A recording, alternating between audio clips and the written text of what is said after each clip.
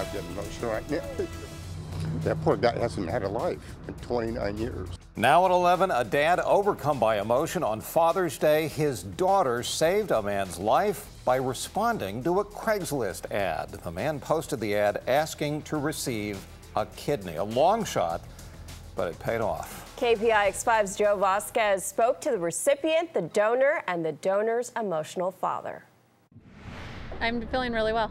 Without pain meds, I'm surprised how good I'm doing. Jessica Morris is feeling good enough to celebrate Father's Day visiting Alcatraz. Just 5 days after kidney transplant surgery, she donated hers to a man she didn't even know. He'll probably be my friend for life. He has a piece of me for life, so he has no choice. He has a piece of you. Yep, he literally does.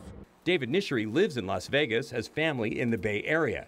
An autoimmune disease put him on daily dialysis. Any delicious food was probably bad for him. He was several years down on the kidney donation list. He says he was very close to moving to hospice when Jessica answered his ad he placed on Craigslist. An angel, because only an angel could come down and decide, I'm going to save your life. They talked a lot, met in person, and found they have a lot in common. She is a medical technician from Newport Beach. He was born in the same hospital as her in Orange County. They're both 30. Doctors found she was a perfect match. He couldn't believe this was happening. She gave me purpose to live. She gave me hope. Even if it had turned out she had been not healthy enough or couldn't donate or just something, she gave me something I didn't have. Everyone around me thought I was a little crazy at first because I was looking to donate to a stranger. But also because there's a risk to your person. There's a risk, yeah. I think everyone was looking at me though, like, oh, you can get an infection, or what if your kidneys fail? No one's looking at the other side of this person is dying. So why risk something that's a hypothetical idea for something that is true? Really in David's case, if I didn't intervene, he may have died. Last Tuesday at UCSF's Parnassus campus, both of them were wheeled in for surgery. The kidney transplant was successful. His prognosis is very good. She's always been like this. I've always called her Jessie Nightingale. I was totally, till 3 weeks ago, in the dark about this.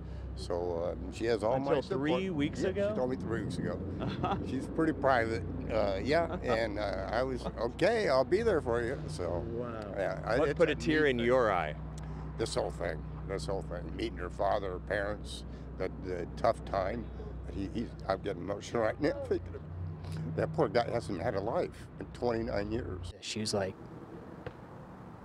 dude, here, I love you. And I bawled. I still keep crying. Joe Vasquez, KPIX 5.